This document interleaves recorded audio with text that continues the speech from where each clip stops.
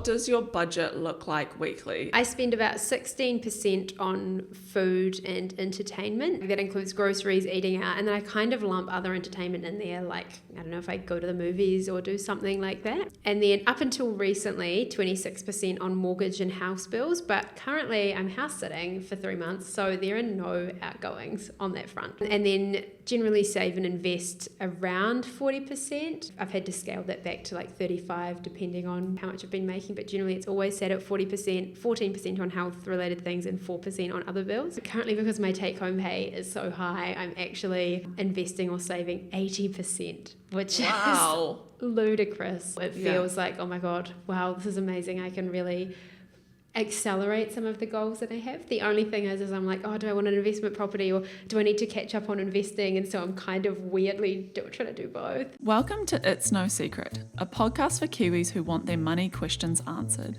Ready, steady, go. This podcast will answer the money questions you may or may not have on your mind. We'll talk to real Kiwis and share truths about our own financial lives. Both the successes and the failures. Because the truth is, there is no secret to achieving financial freedom. Hello and welcome to It's No Secret. I'm Christine and today we're back with another Money Moments episode where we chat to real Kiwis about their experience with money. Today we're joined by loyal podcast listener Elise Dalrymple-Keast, who has so kindly said yes to sharing all about her money journey. Now, Elise and I actually met at a marketing event recently, or relatively recently, where we got chatting and figured out that outside of us both being in the marketing space, Elise was actually a big fan of the podcast. So one thing led to another, and here we are. Woohoo! Yeah, so welcome, Elise. Thank you so much for coming on. Thank you for having me. I'm very excited to be here. Yeah, I'm excited to have you here and excited to get stuck in because I think we have a lot in common with our kind of underlying money psychology and habits, so very excited to dig into that. With the podcast, we always start right back at the beginning, so that is the root of your relationship with money kind of growing up. So I would love to hear what your earliest memories of money are and how this has shaped how you approach money today. Yeah, so I was very lucky in that I came from a family who talked a lot about financial literacy. I think my earliest memory is having a star chart, like stuff when you're a toddler, like potty training and putting away toys. And my parents had a rule where once I filled the star chart, I got a $2 coin and I got to go to the $2 shop. And my mum said that very quickly they had to increase the number of tasks on the star chart because I was bankrupting them. I was just so financially motivated. I was just like, oh my God. She's like, we don't need another porcelain dolphin in the house. Need to rein it in. So I think that was my first signs of me being quite financially motivated. And then my parents were always very good at essentially explaining spend less than what you earn and putting aside money, and if I wanted things I needed to save up. And so the first example of me saving up for something I wanted is I really wanted a dog at about age 10, wanted a puppy.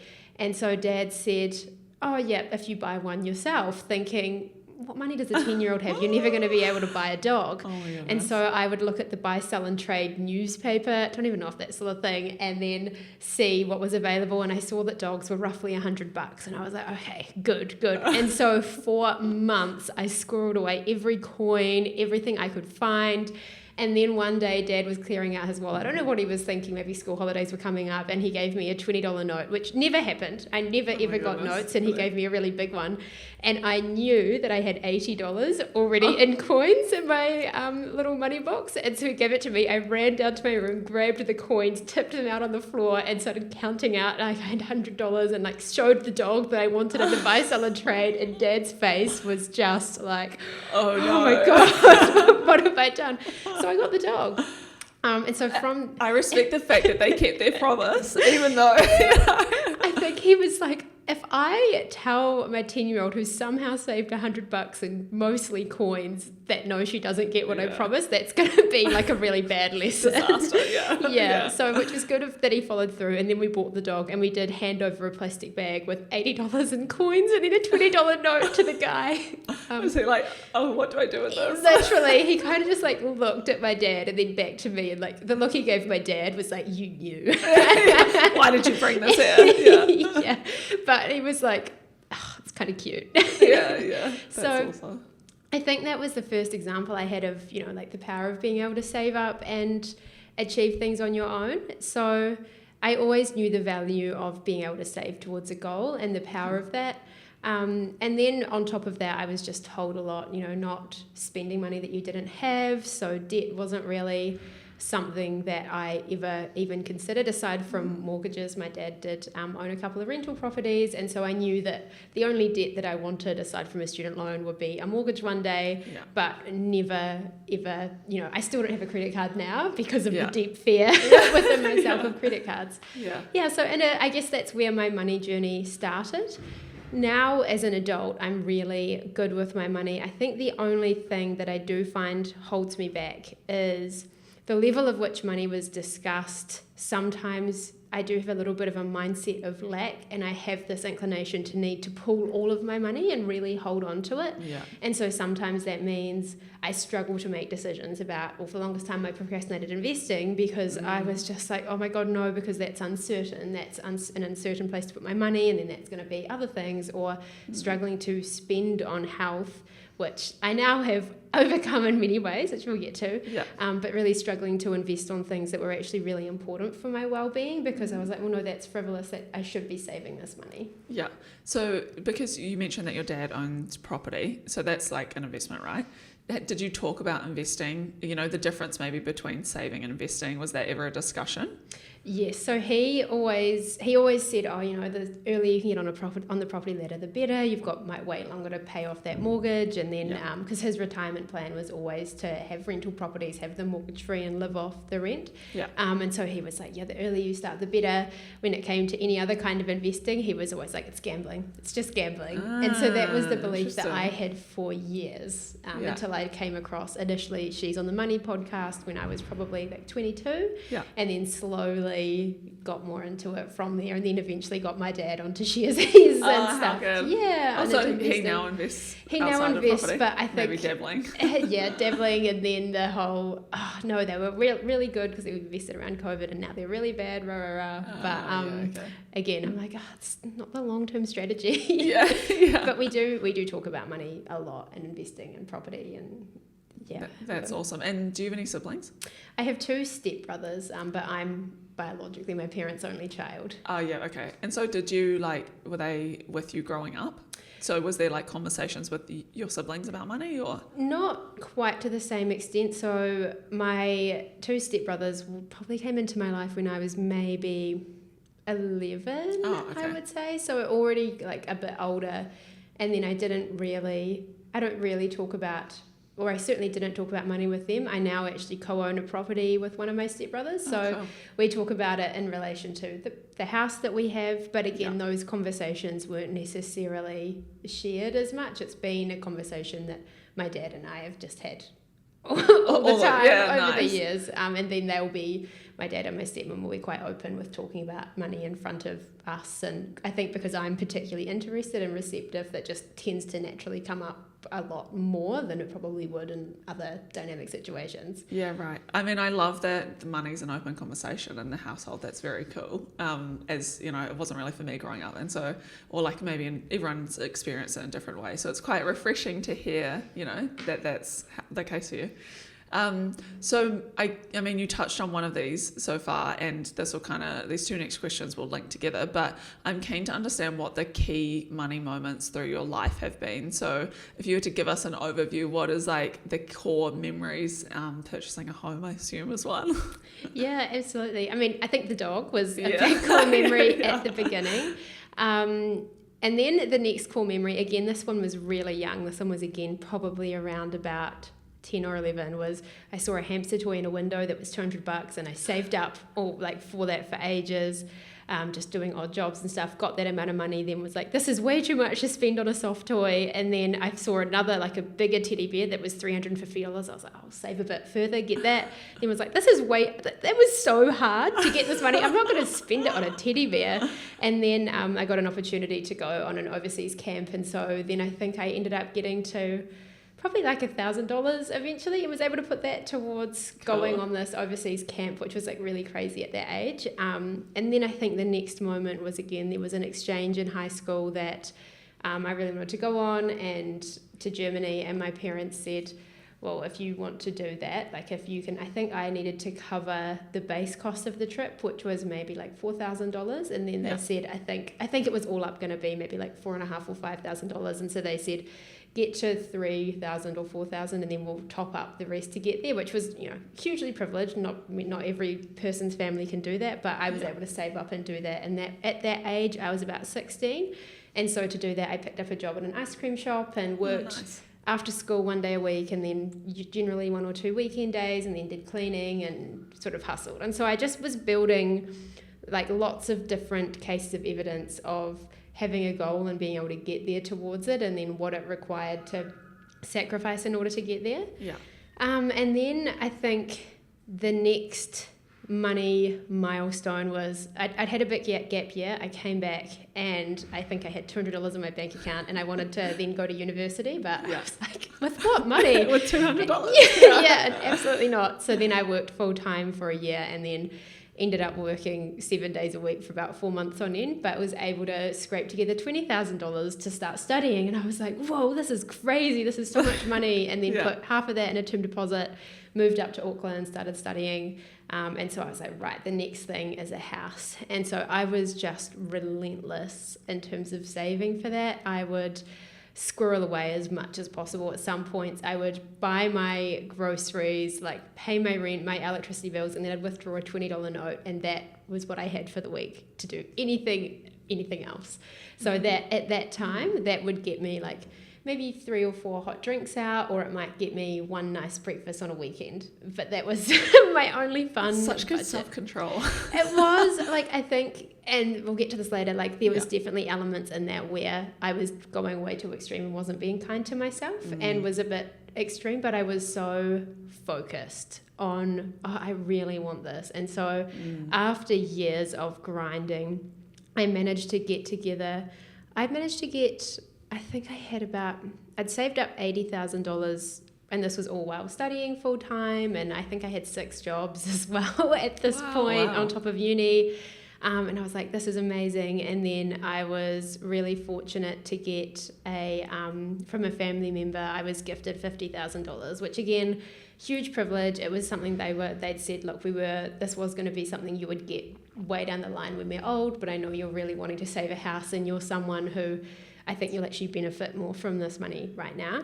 And so that's very cool of them. It was really, really cool. And generous, again, massive privilege. And so I was like, this is fantastic. I've got a good deposit for a house. Yeah. And then I went to all these banks, and then because by this point I'd also started my business, and that was less than a year old, and we weren't paying ourselves a huge amount of money. I think we were paying ourselves like 55 grand, and I hadn't, because I'd also been studying, my like year to date earnings was maybe more like 30,000 grand, and then every year prior I would earned maybe $20,000 to $30,000 total, just because I'd been, studying. Yeah. And so that was quite disheartening, because every bank was like, we're not going to lend to you, you're too risky. And so even though it felt like blood, sweat and tears to scrape together a huge amount of money, it wasn't good enough. Yeah. So that was obviously quite crushing, and so it just kind of kept studying. And then the opportunity came up. My parents had one of their rentals, and then they were going to sell it, and then my stepbrother was also interested in getting on the property ladder, and he also worked for a bank, and then just dual income, you have a much better shot at being able to get lending. Yeah. And so we were able to buy the property off our parents, which meant it was a private sale, so we got a really good price for it. We paid around $600K in a time where this was 2021, so the market was insane. So that house was valued at $680, and if it had gone to auction, could have got more. So again, huge privilege. There is a lot of privilege that came into enabling me to get on the property ladder, but it was good, really cool that my brother and I could go in on that. And so we lived in that house for about 2 years, and then we always had 2 to 3 flatmates with us as well, which meant paying off the mortgage was super cheap. I was paying, I need to remember, I was paying like $185 a week plus maybe another $100 for expenses, so around about like, let's just call it like 260, 280. I think 280, but then we do it fortnightly, but it was in any case way cheaper than anything I've ever paid in Auckland for for a mortgage. Can relate, yeah. So that was really, really, really fortunate. Can I ask, how much of a deposit did you have? Like, what percentage of the... at that point? 20%. Oh, yeah, nice. Yeah, so we put in 20% just because the lending that you get is so much, like you could get the lower rates. Like at that point, pretty much most rates were around the 4% mark, and then we were able to fix them for quite a long period, which is nice. Two of our mortgages, because we split it into 3, still have 4s at the front. So nice. Really, Relief, really fortunate to be able to do that. But you couldn't access that if you had less than a 20% deposit. Yeah, right. I mean, we'll probably get into property later, so I don't want to dig into it too much. But how did you decide to split it into 3 mortgages, and then like fixing for what time? How do you even approach that thought process? Yeah, that was a really good question. To be honest, we did chat to my dad. My dad is because he's done so much with property. He's my go-to, and then like when my partner bought a house recently, so my dad was quite involved in that process. So he's got a lot of good thoughts to share. And so how we looked at it was we fixed one. I think on the 1 year you could get something like 2.8%. So we did that for 1 year, but we did that with the smallest chunk. So we put about $15,000 on the 2.89% one. Yeah. And then the next one we fixed for, I believe it was 4 years, because it comes off at the end of this year. And that was, I think it's around like 4.6 something. Yeah. And then the last one, which was the largest chunk, which was around, I think it was around like $320,000 mark, we fixed for 5 years because it was 4.8% or 4.89 maybe. Yeah. And my dad was like, this is actually a really good rate for 5 years. Yeah. I think you'll be really glad for that. And good call, Dad. Nice and nice. It's not the 7-8% that people are paying now. Yeah, exactly. Yeah. Like that short-term loan is currently at 7%, but it's now it's under $15,000. So that's not greatly impacting our life, and it's nice knowing that the one that comes off at the end of the year will probably jump up a little bit, but that's okay, you know, like it's like a little piece at a time, and so the difference in the increase in cost is not huge. Yeah, right. So, I mean, I'm reading between the lines, but I guess the reason that you split up your mortgage is because, like, to reduce risk ultimately, like in terms of timeline and potentially, like, it's like the fixed variable. Yeah, I think at the time I didn't appreciate that as much. I think it was like, Dad says it's a good idea.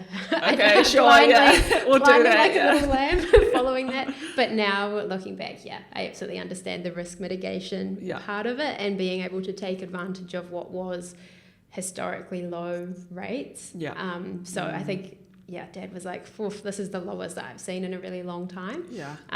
So, and it's all like, because they were at 2% for a while, then by the time we bought it was at 4%. Yeah. And he was like, it's probably going to keep going up. And obviously there's a bit of a gamble there where with the long-term interest rates, the banks are betting that on an average the market will go up and go down. So you do have to take that into account. But I think Dad was like, it's probably for a 4% mortgage, it's probably a risk worth taking. Yeah. So, and thanks, good call. Dad. Yeah. Love that. Maybe we should get him on the podcast. Yeah, absolutely. He does have some colourful language, so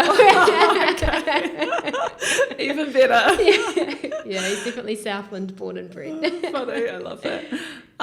So going back, actually, before we do that, any other kind of pivotal moments from that point to now? Yeah, I think,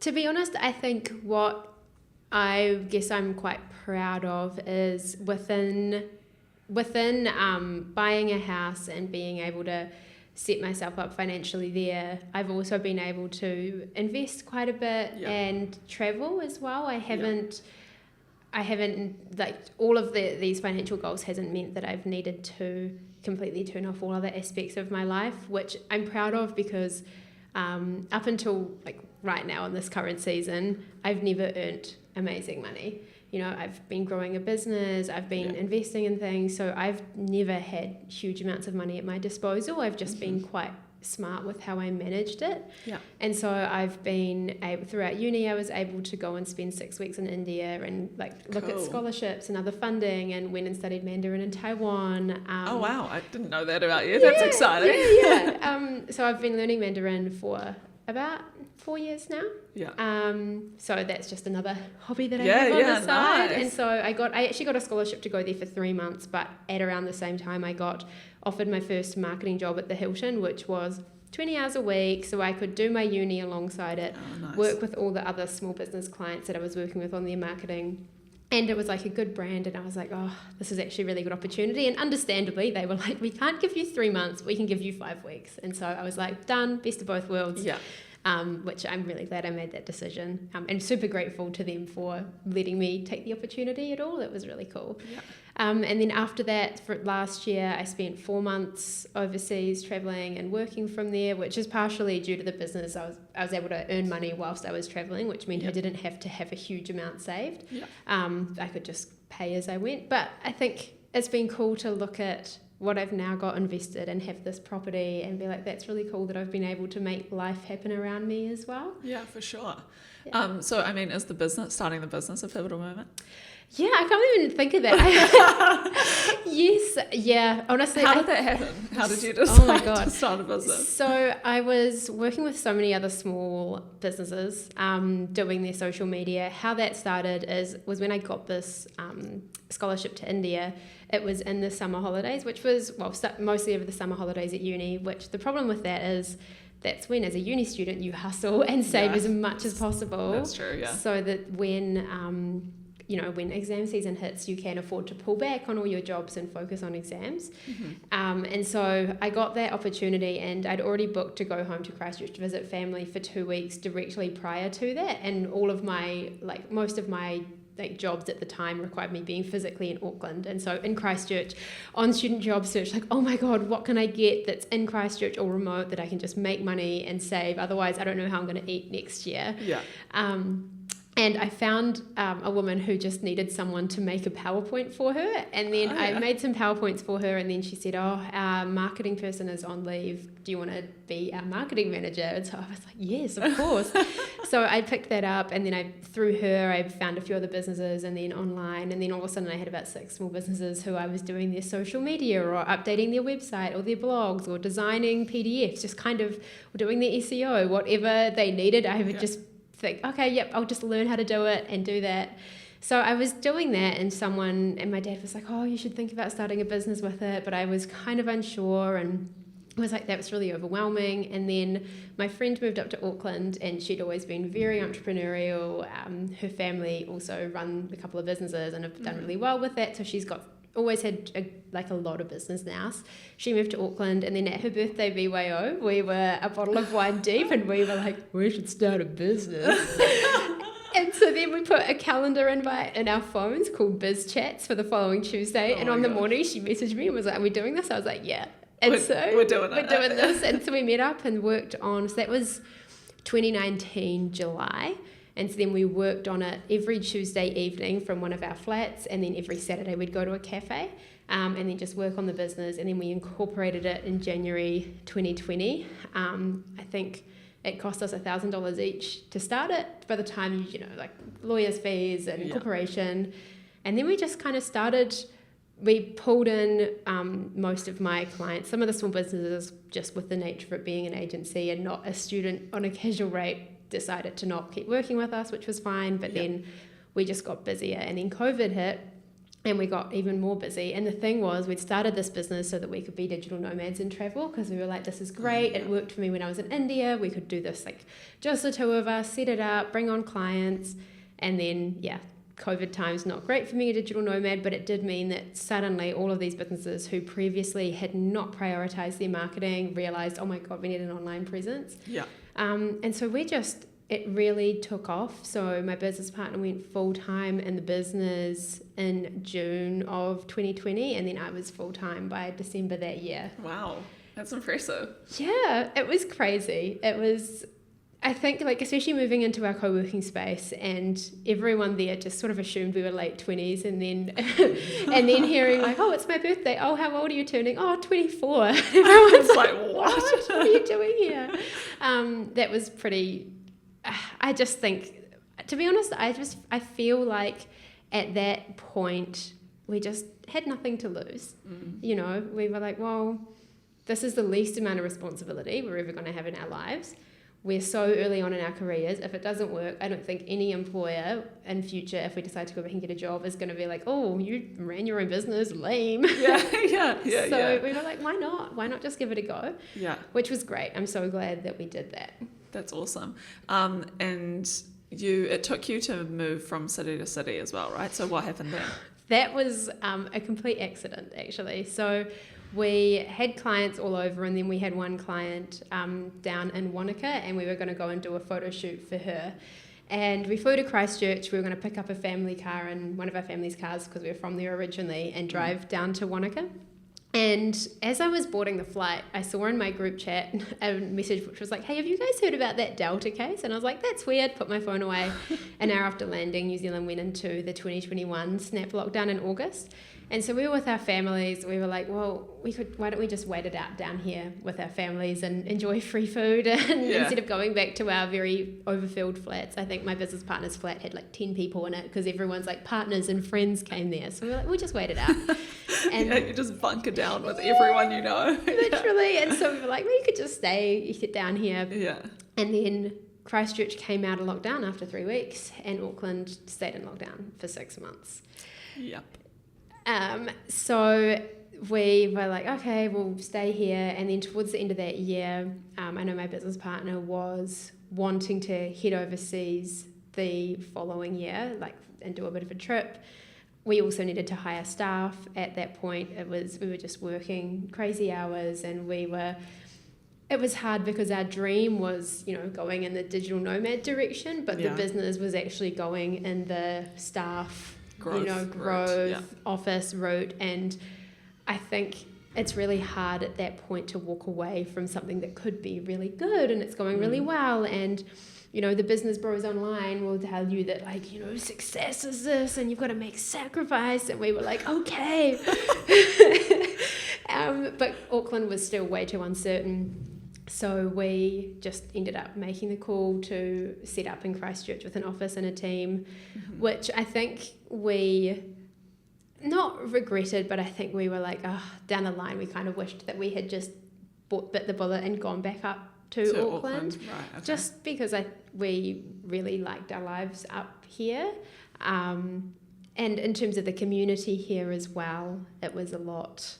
There is a lot more of a marketing community up here, which we certainly missed when we were in Christchurch. And then my business partner went overseas for 9 months in 2022, and I just was like, oh my God, this is about to be a cold, cold winter. And so I signed up to a yoga studio and really made sure that I had a big support network around me, because I was like, just got to get through.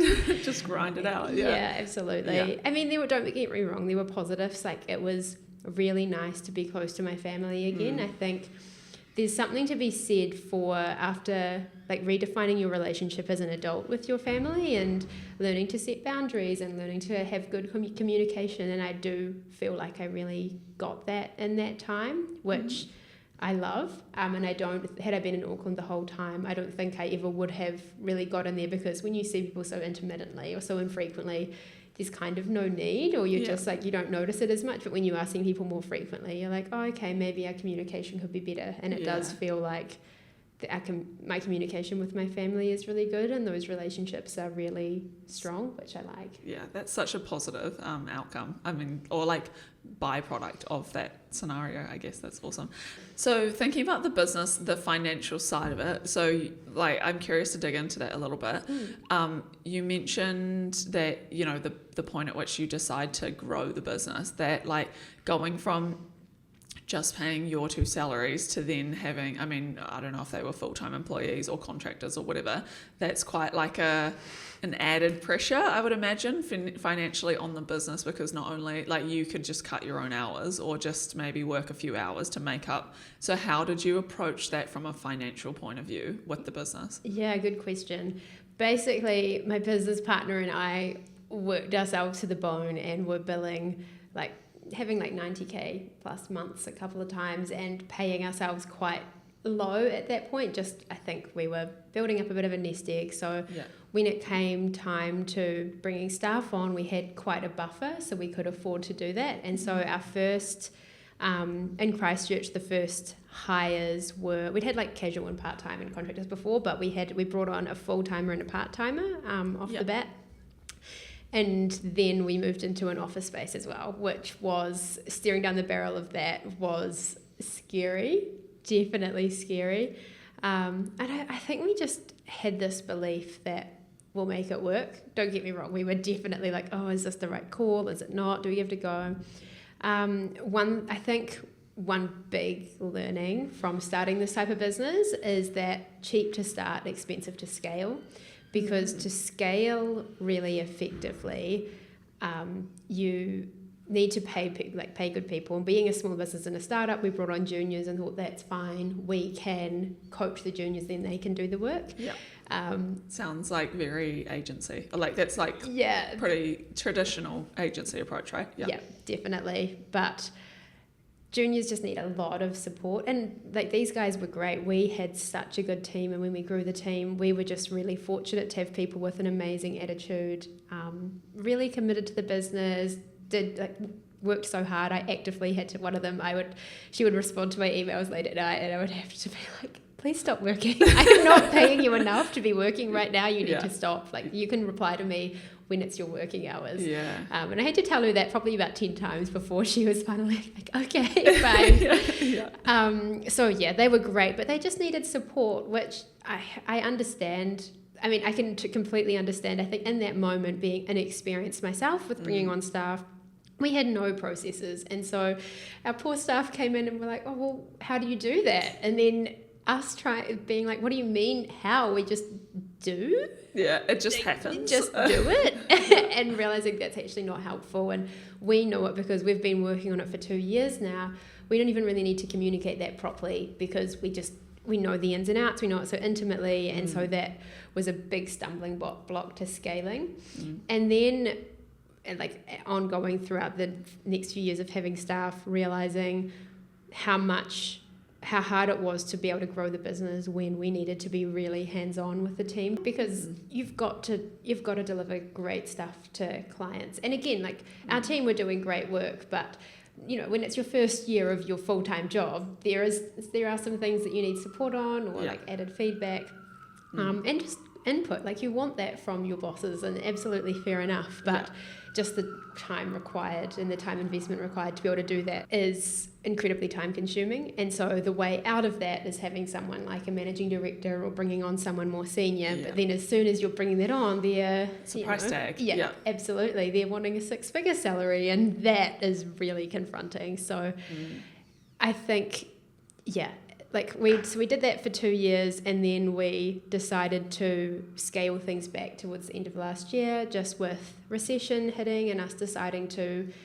kind of realizing that what we'd built was maybe not aligned with what the goals we had for ourselves. We didn't want to be in Christchurch, but the combination of that with something that was no longer financially viable in its current model, we decided to scale it back a little bit because of the financial realities. So in short, yes, certainly very expensive, and the margins, especially when you have quite creative, high intensity work that does need a lot of eyes across it, and it needs a lot of time and creative input, paired with client management and wanting to have those comms, it does mean that margins are actually quite small. And then you have clients who are like, why does this cost so much? And then you're really learning how to communicate value. So financially very expensive. I have so many questions. How did you figure out what your hourly rate to charge out at would be, firstly as you two, and then bringing on what is the maths that you went through to say, okay, this costs us this amount, and then the salary costs this, the office costs this? Is that literally how you approach it? Yeah, I mean, initially it was very much guesswork, and I think ballpark-ish. When we first started, we were 23. We'd been my business partner had worked full time for 1 year. I'd had all of my different jobs, but never seeing big budgets, never worked. I'd done a very brief stint as an intern in a PR agency, but you don't touch budgets at that level. Yeah. So I didn't know what things cost. And so looking back at our first packages, they're hilarious. Like I think our first Meta Ads package was like $100 a month. And then the medium one was $300 a month. And then the most expensive one was like $500 a month, which we very quickly learned was terrible because you do so much work and then you're like, I am working 50 hours. Why are we making no money? Yeah. So we, changed that quite quickly, but that was just guesswork. And looking back at our first invoices, I'm like, our clients must have read those and been like, oh, they're so cute. What a bargain. Yeah, literally. So this is daylight robbery. Yes, so we outgrew that quite fast. Yeah. Then at the end, it was just a case of a big spreadsheet with these are all of our outgoings and these are the budgets that we have for how much do we want dedicated towards staff entertainment, what is our salary cost, what is our rent, looking at what the overall cost of running things are, then putting a margin on that, and then, okay, cool, this is what we need to charge, and then changing the charge out rate based on the type of work and on the seniority as well. So, for instance, there are certain things where there's a limit that people want to pay. Yeah. So for a single Instagram post, you kind of capped at how much you can charge for that because people are like, oh, come on, it does not cost that much. Even though that one post might have required the designer to design it, the designer to select a photo, the copywriter to put copy on the picture, and then put right copy for the post. Then it goes to the client, then they might have feedback, then it kind of goes through that round again, then it goes back. So there might have actually been a ridiculous amount of work going into the post, but for the client, they're like, that's just not worth my money. Yeah. And I get it, fair enough. So you do have to balance out with, okay, what are some things where we literally cannot charge more for that? And then what are things which are actually quite high value and feels like a fair value exchange for the clients as well. Interesting. So how did you then get to a place where you felt confident explaining your value? Because I liken this to speaking to a lot of financial advisors, for example, and it's or any kind of service, like personal training, things like that, where it's a one-to-one or one-to-many kind of scenario where you really it's a service that you're providing, and the ROI might not feel like immediate, or it might feel like a big, how did you get through that kind of hump? Oh, an ongoing journey. The big thing that helped though was itemizing things. So when you're putting together a proposal, itemizing everything, because then if you just write a whole bunch of deliverables and then put a price at the bottom, clients are like, that is a ludicrous amount of money. Whereas when you break it down line by line, then they see, oh, there is actually a lot involved in this, and I do see how that would be that price. And then the other good thing about itemizing is, as a professional services entity, especially as an agency, you're going to expect some kind of pushback. And so when you itemize things, it's easy for business to go, this looks awesome, we can actually handle animation in-house, so we can supply that. And it'll be like, that's great. There's a few providers in there, it needs to be in the right specs and up to quality, but we can have that discussion. Or they might be like, okay, we'll actually handle the social media posting if you want to handle the paid side of things. And it just it opens the conversation, and it shows the client that, okay, these guys are transparent, and then they respect me and they're my budget, and they've given me the option where I can manage things within my own costs and outgoings. So that's the big thing. I think people want to feel like they're getting value, and people want to feel like they know what they're paying for as well. And I think as soon as people feel like they have transparency, they're like, okay. And the conversation becomes less, oh, you're too expensive, and more, okay, right, that's right, maybe we can't afford this whole thing, but it's not pushing back as you're too expensive. It's, okay, how can we tailor this in line with our budget, which is a much different conversation to be having. Yeah, it's interesting, that detachment also probably for you as the business owner, the service provider, to be like, this is not a reflection of them thinking that my work isn't valuable. It's literally, they have these bounds of this budget, and does it fit within it, yes or no? Exactly. Or how do they mold to make it fit within? Yeah. It's funny, sitting on the client side, I'm like, yep, that's pretty much how it goes. So yeah, it's quite fascinating to hear the process behind it as well. In terms of funding the business, you mentioned at the start that you both put in kind of $1,000-ish. Has it been fully self-funded along the way? Yeah. Like I know when there was a COVID business support loan or subsidy that was cheap, we did have that, which was great because it was interest free for that first year, and that was awesome at that point. But that was the only thing really that we had when we moved into our largest office, which is like 100 square meters, and had a price tag to match. We did get a 20k overdraft. We didn't use it. It was more just as a security blanket, just because we were like, well, this is a big outgoing, we'll just protect ourselves.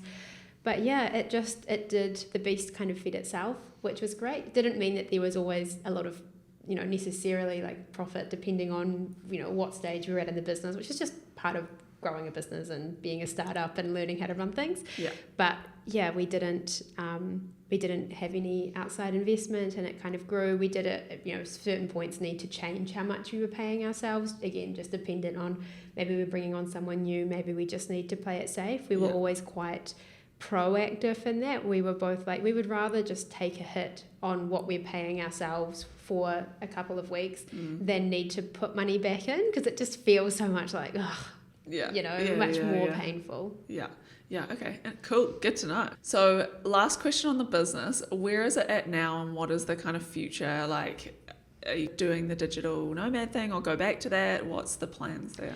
That is a great question. This year, we've changed things up quite a bit, and we've set it up so that my business partner and I can manage our own sides of the business a bit more independently, just with that she's overseas for a little bit at the moment, and we've done that together for 4 years and had a great time. So we were just at the next evolution to try change things up a little bit. Yeah. So currently how it looks is we both have our client pool, and we've both got the same access to a lot of the resources that we had at the agency, and we're both managing that on the side. I've also taken on a short-term contract, which is 40 plus hours a week. It's very full on. It's only for 3 months, and that was more, I just was ready to try something new and see what it was like in-house. And I saw this pop up and was like, well, you know what, 3 months to give it a go and learn. Yeah. I was also quite keen to have some senior people around me. Starting a business at 23, I've been the most senior person in my business. And prior to that, I had that role at the Hilton, and my manager there was amazing. I'm still friends with her now. She was fantastic, but that was a long time ago, and I was just getting started, so I wanted to be around senior people, and this 3-month contract is great. I've got some really sharp people around me, and I feel like I am learning a lot. And also, coming from your own business and from a startup mindset, I'm like, I've gotten so much done there already, and I'm only 5 weeks in, and I'm like, oh my God, there's so much change, and I can just make it happen because I'm used to operating at this pace. To the point where my manager is like, okay, you can take a break. Slow down. We've got to take everyone on the journey, but that's also cool, like that stakeholder management, because obviously having clients is stakeholder management, but with a client agency relationship, people come to you and they're like, well, you're the expert on this. You need to tell us what we want. First of all, you need to help people understand what you're doing and understand why we use emojis in LinkedIn posts and things like that. You need to educate people in the business, and you're speaking to my soul right now. Like, it's fine, I promise. So being able to educate people first, so that get their buy-in and then create change. Because if you go in with it, cool, we're going to change this and this, you get pushback. So that's been a really fun dynamic to do. In terms of what's next, I'm still working through that. All of the agency stuff will absolutely, keep doing. That's great. Right now, my plate is so full of workload, but again, short term. Yeah. But coming into this short term role and seeing being able to apply my skills there is really cool, and it's planting a few seeds on, do I want to go down looking into contract work or going into business transformation, because I do know I can come bring my skill set, bring my relationship management skills, and then because I've run a digital marketing agency, I'm across so many layers of marketing and For marketing strategy, but then I can also run all of the ad platforms, and then I know enough about SEO and web development that even if I'm not doing it myself, I can talk to a web dev or talk to an SEO and be able to like speak the same language. Yeah, for sure. So and even just having that inside view to the business, I think is quite like a valuable mindset that a lot of businesses would look for, especially in the startup scale up space. It's like you want people to be like operate like a business owner in the business. Yeah, so that's awesome. That sounds exciting. It is exciting. It is exciting. I definitely, the end of last year when we were considering making the changes, and obviously the economic environment was also immensely stressful. That was hard. I really had to grieve what could have been. Yeah. But now, having so much possibility opened up, I'm actually so much more excited about what's ahead than the concept of what could have been, which is really cool. And I saw this great quote from Stephen Bartlett where so good, oh my god, but the only place that 100% certainty exists is in hindsight. And I was like, that's so true. And so I had no idea if we were making the right call last year, but now I am so happy with where I'm at and with what's ahead.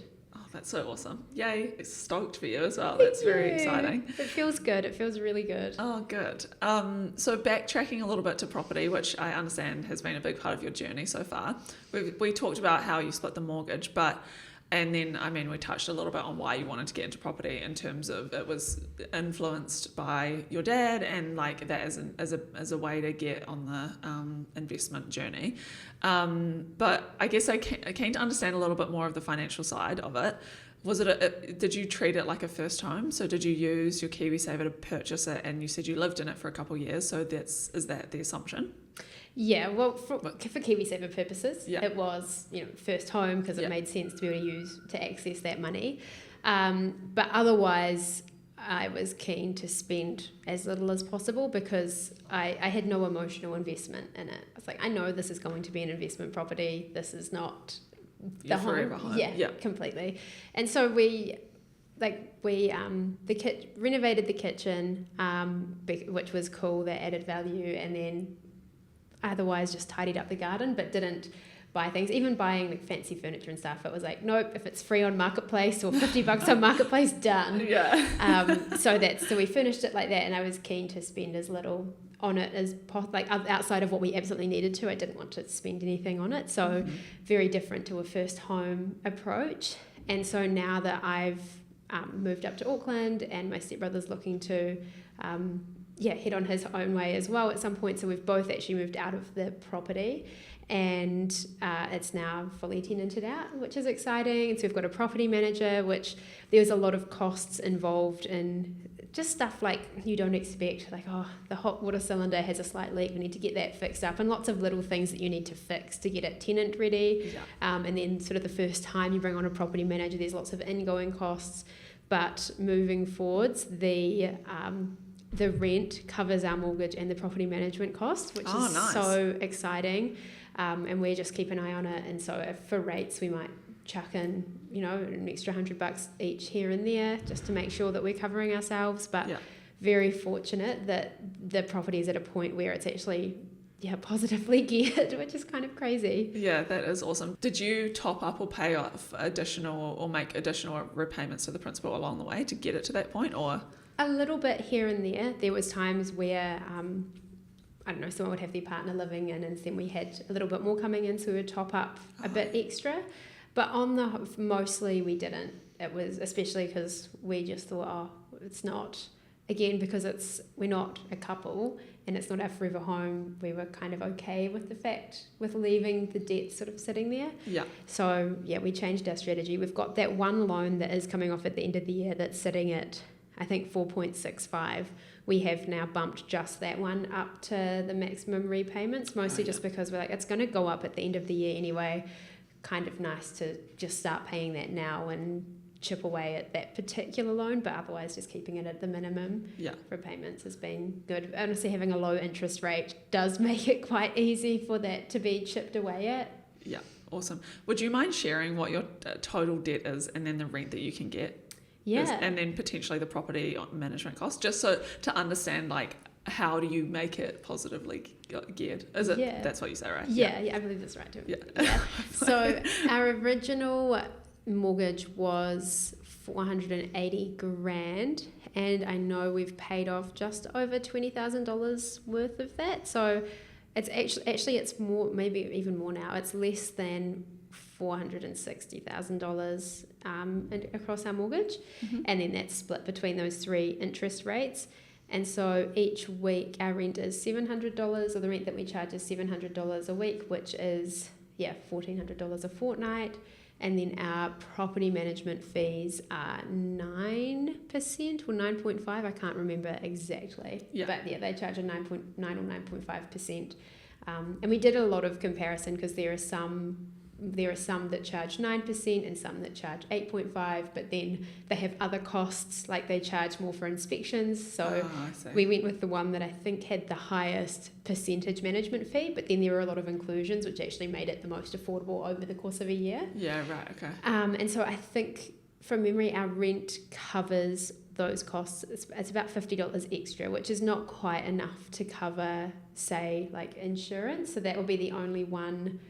Again, at the moment it's covering it, but it's just something we're conscious that we need to keep an eye on to make sure that there's enough in there. So we might need to add top-ups for certain things. Yeah, right. Yeah. And how big's the house?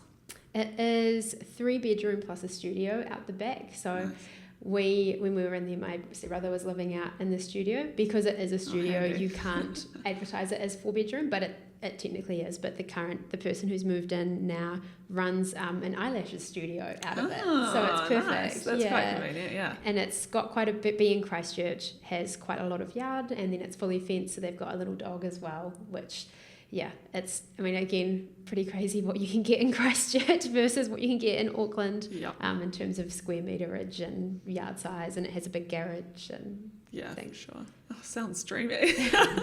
Sounds like it's a lot bigger than the apartment that I live in for 600. Yeah, it's very honestly, and we were lucky to get in when we did. Again, prices have dropped a lot since then, but the value is still sitting at, I think when I last looked, around $650 is the general market estimate for it, which makes sense. It's in an area that has been, years ago it was quite a rough suburb, but now it's kind of like how Ponsonby was bougie first, and then Greylin is like so now really nice. Yeah, that's what this suburb is kind of like. It's on the edge of like quite a posh suburb, and then this one, it's just a really nice sort of family neighbourhood now. And cool. Yeah. What's the suburb? Idaho. Oh yeah, okay. Yeah. I don't know it, but anyone listening that lives in Christchurch or knows it. Cool. I call it Idaho / St Albans. St Albans is the posh one. Okay. I've definitely heard of that. Yeah. Love it. And so how did the co-ownership work? Yeah, so we just got it legally drawn up, got our rental agreements and stuff in place, and property sharing agreement.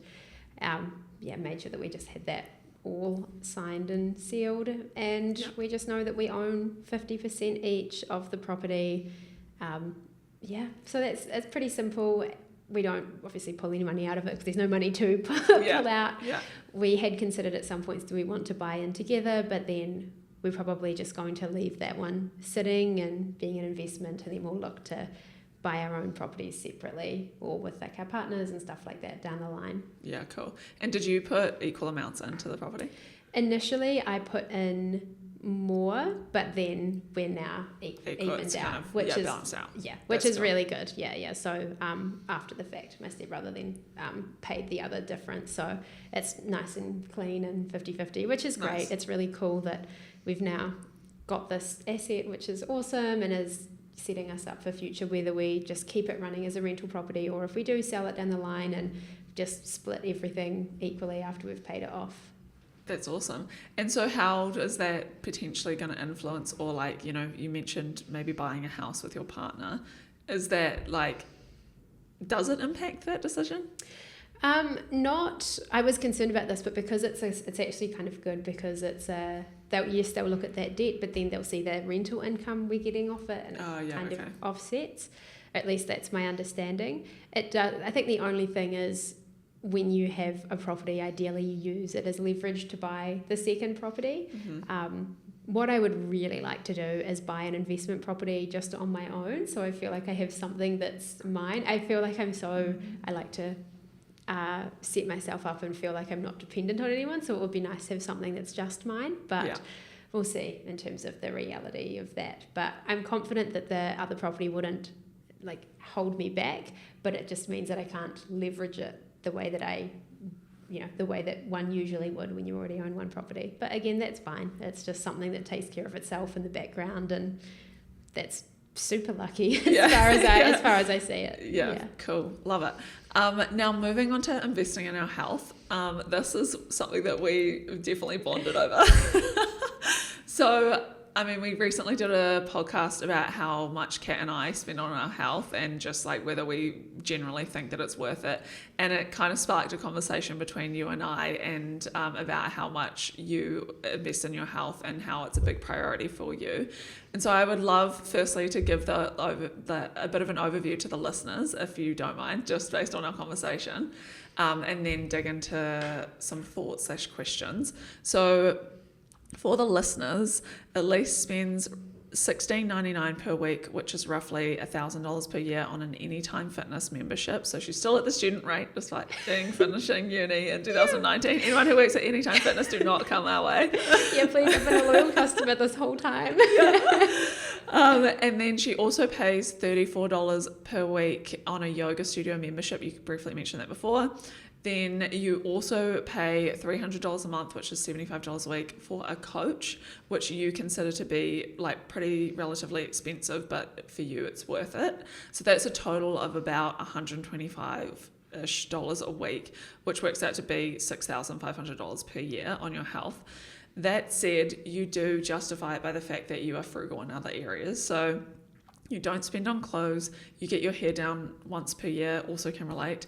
Don't wear much makeup and don't really drink much alcohol. So this is all health related.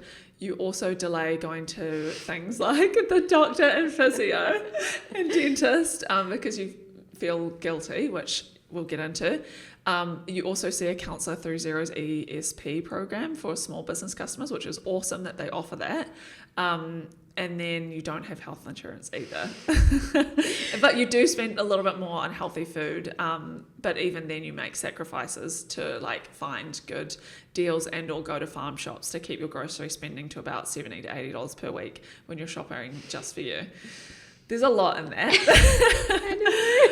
Do you want to give any more context before we dig in? Yeah, absolutely. So I think the first thing that I would say, especially when it comes to the guilt around spending on doctors and like those big outlays, is I have always had to be quite careful with my money, especially because there's been, over the past 4 or 5 years, there have been more times when I've been earning $50,000 to $70,000 than not, and then a lot of that has been at the lower end of that spectrum just for various reasons. Yeah.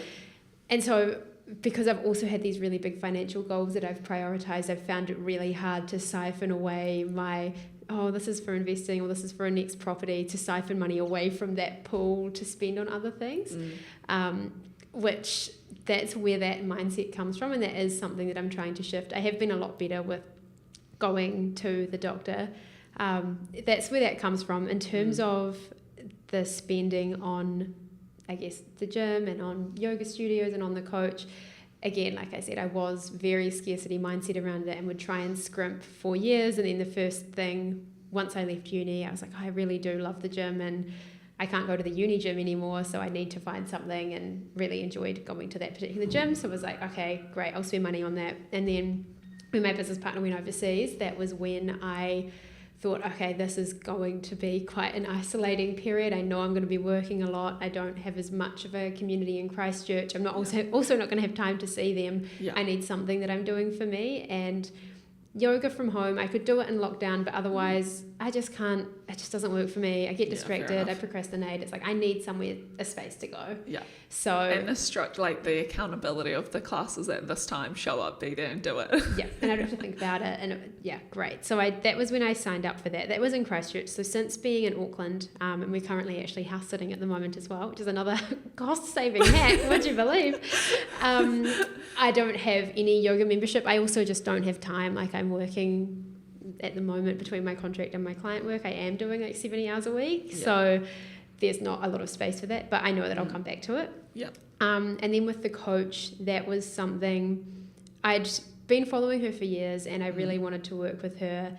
Essentially, I had quite a crazy health journey where I had a lot of issues with periods growing up, and then I was misdiagnosed with polycystic ovaries, and then was told to like hold as little fat in my body as possible, which to manage PCOS. Yeah. Really? Yeah. Oh. And so then ended up also getting at the same time really into fitness, and was like crazy fit and strong without needing to try. And then anyway, found out that I actually had a tumour on my pituitary gland. So then I had brain surgery goodness. around the same time we started the business. Oh my. I know. Whoa. I know.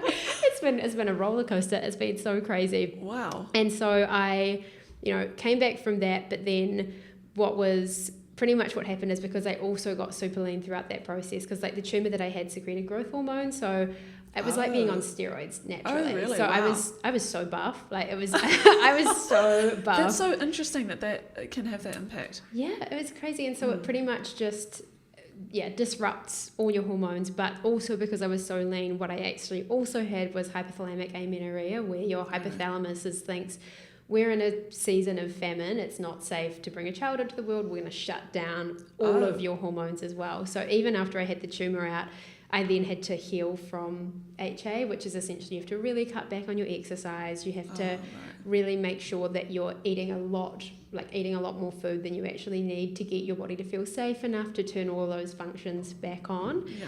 And so that was an ongoing journey. And I first found this coach because she used to work with women exclusively who were trying to get their period back and moderate their exercise, because I was used to being someone who's got a bit of an all or nothing mindset, and then also having the ability, thanks to this extra hormone, to be able to go. Also, just to clarify, in terms of like exercise, it would drive, growth in that way, but would it also like mean that you had additional energy to like just literally function at a high level? Pretty much. I just didn't need to recover. So I was training for half marathon and going to the gym. So I was doing probably 10 to 20k runs a week. Wow. Plus on the other days working. I was also doing uni and working 30 hours a week, and going to the gym 6 days a week. So I just could keep going. I didn't need to rest. And then I was also kind of addicted to that. So I really needed to moderate that back. And I knew that she worked in that space and helped people with that. And then she transitioned out of it, and she just worked with women in the gym and on weightlifting, which is something I enjoy. Yeah, nice. But her whole philosophy was you need to have had at least 6 months of regular periods before you can start getting into that kind of training. So I just was like, okay, this is a goal, and this is because it's really hard to stay motivated when the way that you get your period back when you're in that space is by not overdoing it. Or like you can train, but you can't go to your max effort. You've got to operate at 40%, and that's hard because you're mentally having to hold yourself back and have discipline. It's not like if you've got a sore leg and your leg hurts when you overdo it.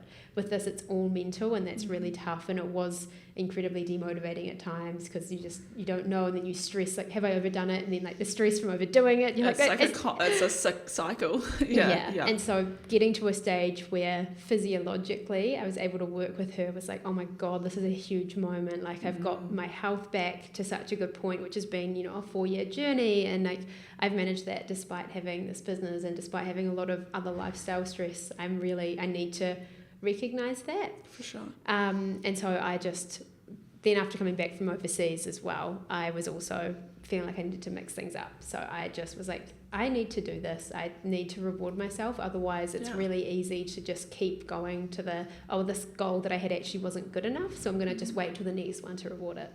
That is why I justified that, and honestly I'm so glad. It's really been really motivating. I can finally do pull-ups now. Oh, that's so cool. And like my squats are so much better, and I can do chest to floor push-ups. So it's just been like I'm impressed. Very satisfying. Honestly, I feel great, and it's been so cool working with her, but also cool because the fact that I can work with her is a recognition of getting myself financially into a place where I can afford it, into a place mentally where I can like allow myself to spend on that, and then physically where I actually have the health to be able to work with her. Yeah. That's so awesome. Well, firstly, congrats. Like, it sounds like it's been a long journey to get here and to, be able to almost rebuild in a lot of ways. So that's like a huge accomplishment in itself. Do you see her like once a week, or is it like how does that work? Because I mean, for the listeners of the pod, I just have started seeing a PT, which I also said I would never say on the podcast because it feels so ridiculous. But because I also want to improve my like weightlifting and strength and all that kind of stuff. So how do you what's the arrangement there? Yeah, so she's actually based in Australia. So she programs things online through an app, and then I can just send her videos throughout the week of form, or if I have questions, and then she just responds to the videos of the form. And then we have a call once a week as well. Cool. Because I've been training already for quite a good time, like quite a long time. So when I first started going to the gym, I did have an in-person PT at the uni gym. It was cheaper than like what you pay outside of the uni environment. Yeah. But when I first got into it, I went to him a lot. And that was great to have someone in person because then I knew a lot of the basic form cues. So I think if I were at the beginning of my journey, I would prefer to do in person, but because I already have experience online, it's just form tweaks, which you can do in the video, and I don't need to have someone physically there. So it works really well. And it's actually really great being able to just send ad hoc videos rather than have an hour a week or nice. And I guess it is the kind of the consistency of the full, anytime kind of thing, and then you've got your accountability of that call. That's awesome. And so you said that you were getting a bit better at spending on doctors. Yes, I've been much better this year, or a little bit more proactive, where I don't know, you fall off the wagon, you have mistakes. Like earlier in the year, I diagnosed myself as having warts on my hand. I don't know why. I just decided that no, these are warts, and so I bought this, went to the chemist warehouse, and then bought this wart serum thing, and then applied it, and then it just I got all of these disgusting big chemical burns on my hand, and my partner was like, after about a week of it looked like I had leprosy or something. It was so bad, and my partner's like, stop. He actually confiscated the little serum thing from me because he's like, you need to stop and you need to go to the doctor. And so then I went to the doctor, and I was like, so she gave me something else to help heal it. And I was like, what if the warts come back? And she's like, I just don't think they were ever warts. And I was like, okay, got it. You're like, okay, I'll come to you first. Yeah, exactly. So I've been a little bit better at that and a bit more proactive at, I've got a concern, I'll just book it in and go.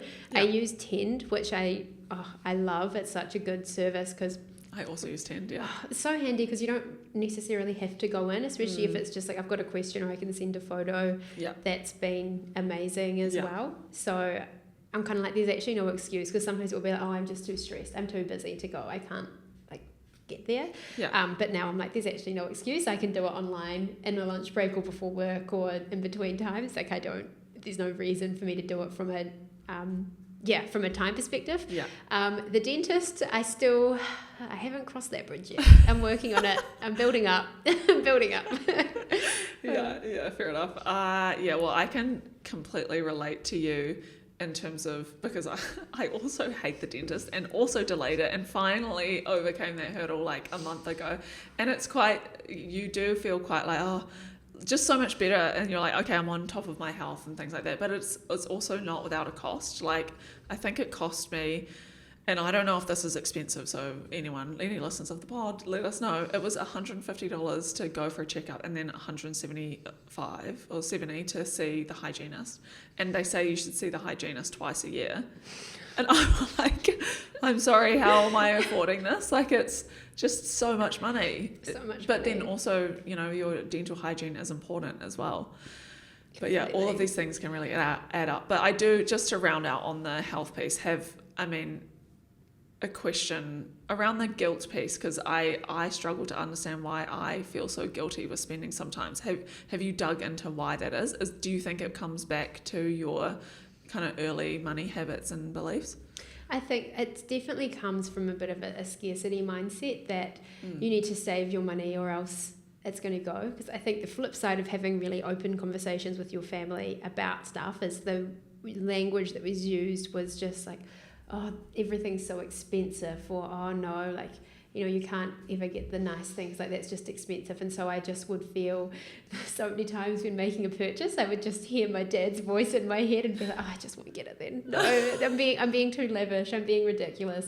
And so that feeling of like, oh, money needs to be held really close. Like money, you really need to like grasp it and not let it go out anywhere. And I've really struggled to reconcile that with things you hear about like abundance mindset and like money flows. And then I'm really like, but how do you make money flow? And then also be like, oh no, but like I'm dedicating enough to my goals and I'm putting aside this kind of percentage each week. And I find that very jarring.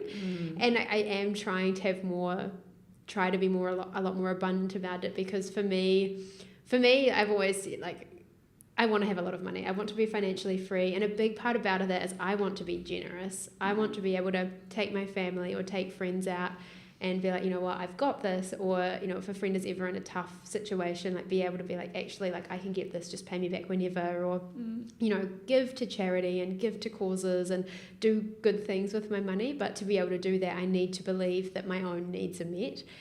And because, again, there's that intrinsic mindset from money is something you need to hold on to, and then with the added thing of previously having not had a lot of money, again, like right now I'm in a seat between having client load and a business that's ticking away and then a full-time contract. Like I'm in an amazing financial income position right now at this point in my life, but this is a first for me. And it's like, even right now, I'm still, with the amount of outgoings that I have, I'm still spending my money as if I'm making, like 50 grand, and then everything else is just getting funneled elsewhere. So I think it's a combination of like actual availability of assets and then an ongoing belief that money is limited.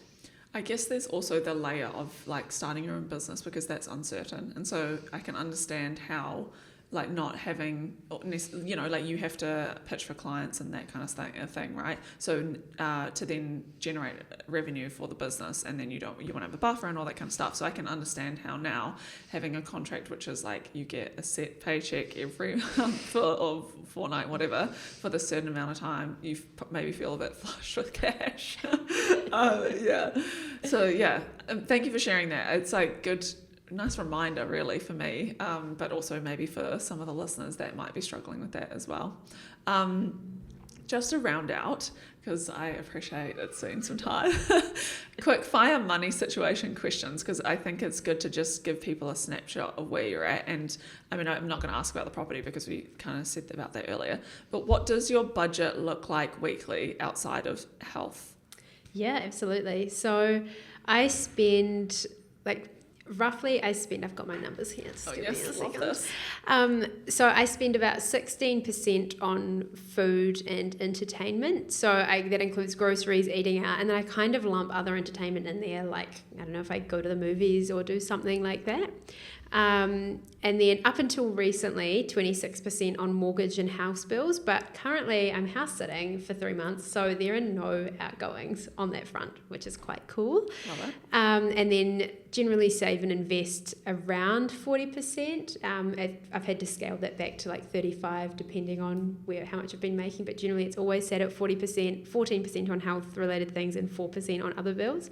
Currently because my take-home pay is so high, I'm actually investing or saving 80%, which is ludicrous. But it's also really cool. It feels like, oh my God, wow, this is amazing. I can really accelerate some of the goals that I have. The only thing is I'm like, oh, do I want an investment property, or do I need to catch up on investing? And so I'm kind of weirdly trying to do both, which is, maybe not the best thing to do strategically, but I think just from a mental standpoint, it feels that way. Again, I think there's been an element of worrying that you're behind, especially because I've watched, people around me climb the pay scale a lot. And I think with business and things, it's more of a slingshot. You get pulled, you're held back a lot further, and then when you're released, you shoot forwards. But having gone through a very long and drawn out like pullback period, it's you're catapulting now. Yeah, and it's like, which is like, oh, finally. But it's just adjusting to that, and I'm very much scared of lifestyle creep. So I think that's why, instead of people have been like, what are you going to do now, with extra money coming in, and I'm like, put it away. No, I don't want to do it. But I can also see, I don't know, like for instance, I always buy the cheap canned tomatoes, and I said to my partner, he's like, are you okay with cheap canned tomatoes? I was like, yeah, absolutely. Like, I'm never going to buy more expensive ones. And then I couldn't get that particular can open because at our house the can opener doesn't work, and they had the Mutti brand, the really bougie one with the little pull tag. So I was like, I'll just use this and replace it later. And I used that and poured it in, and I was like, oh my God, I might be at risk of buying expensive canned tomatoes. Like, honestly, so vibrant and red. And then I looked at the tin, and it's because that brand, it's 99% tomatoes, and then the budget brand, it's 60% tomatoes. There you go. So, yeah. And valuing your health, right? Yeah, exactly. Yeah. I'm like, oh, that might be an element of lifestyle creep. But yeah, I'm currently navigating that. Yeah.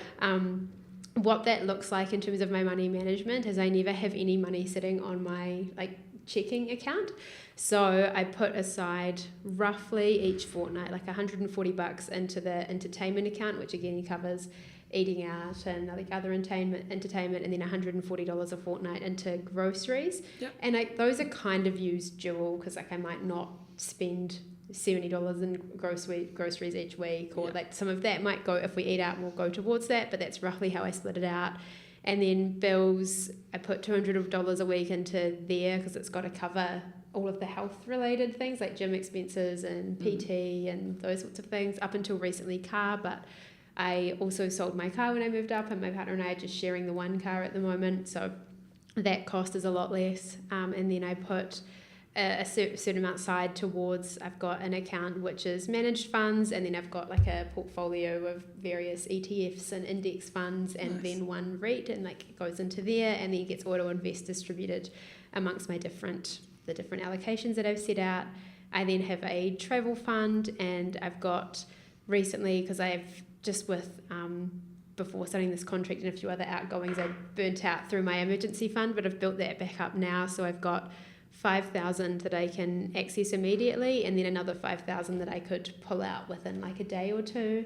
Nice. And then I've got a term deposit as well sitting there of about $10K, which was I've saved $10K. I'm not 100% sure what to do with that yet, but I'll just whack it in a good term deposit for 9 months, because I think it was 6.15%. And I was wow. That's a good rate. That's a good share market return, but it's not at risk for a short amount of time. So I've just popped it in there. Nice. Sounds great. Sounds like you're all over it. That's awesome. It's good. It definitely. Oh, I also have a splash cash account, which generally gets $30 a week in it, and that's that generally just accumulates. Right now I really want a fancy water bottle, so I'm just building up funds for that. And then I have a Christmas presents account which gets $40 a fortnight, and then that just builds up. And then if I've got a birthday or but the idea is that by Christmas there's actually a bit of a chunk in there, so then I buy Christmas presents out of it. But also Christmas is just expensive because you eat out a lot, and you have these fancy dinners and drinks, and then that comes from the Christmas account. So that's the other one that I have. How much time would you say that you kind of spend managing or checking in on your finances? I would say I look at my bank accounts way too often. I look at them every day at least, and then I look at my shares.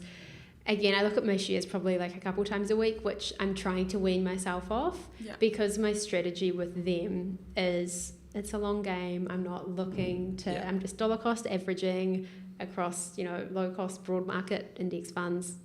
I should not be checking it. I just can't help myself. I might need to delete the app off my phone. So with those, I just don't tend to try not to touch them.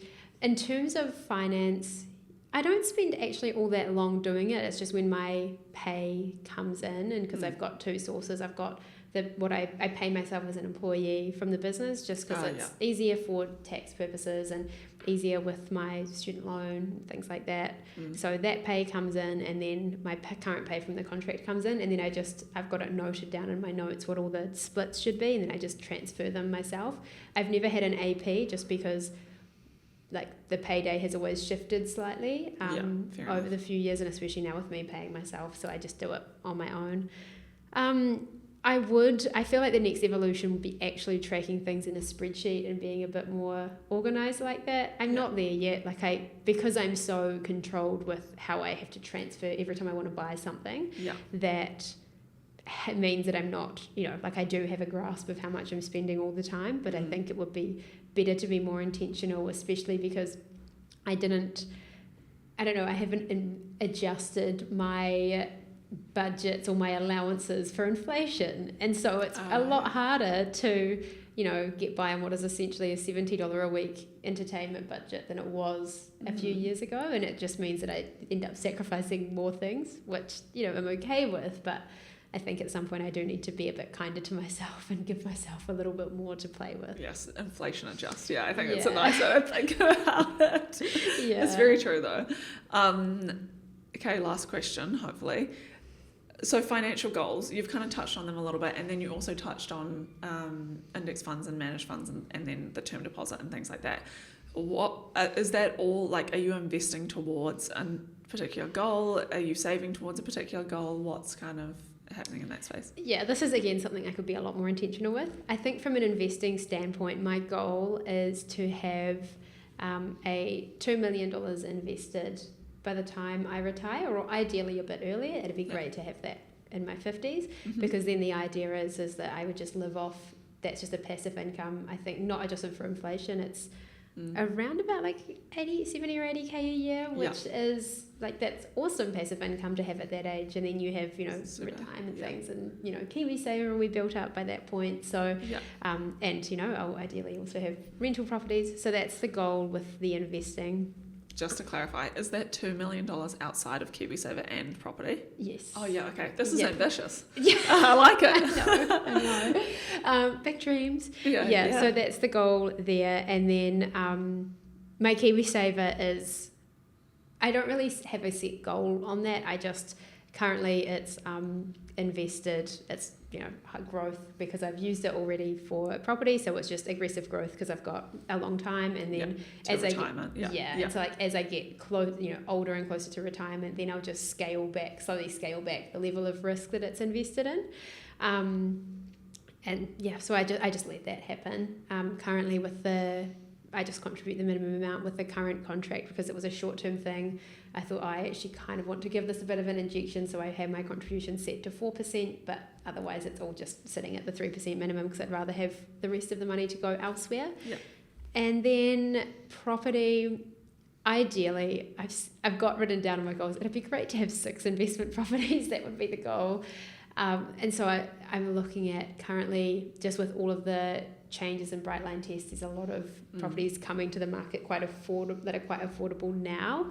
I'm just like, I've got about $30,000 sitting currently in just a high interest savings account, and I'm contributing towards that, but I'm also contributing towards my investments, and I'm like, I'd love to aggressively build that to try and get like a cheaper, smaller investment property. I'm okay with it being more of a yield rather than a growth one, because like I would just get one and then let that sit for a few years and go and do other things, and then build up a pool to get another property. But I'm not 100% certain yet on what I'm doing there. So I could be a lot clearer on that. I'm just like, I just don't really know what to do. Like, yes, I could, if I pulled all of my money out of my investment portfolios, I could absolutely buy another property. But then I'm like, that doesn't align with the goal of the investment portfolio that I want, like in terms of shares and index funds. And that also is just moving things from one investment to another, which from like my logical brain knows doesn't make sense. So yeah, I'm just kind of wrestling at the moment with what to do with this pile of money that I do have, that I'm currently like, it's okay because at least it's earning 4.5% interest, but it could be better elsewhere. But then am I investing saving for a property? I don't know.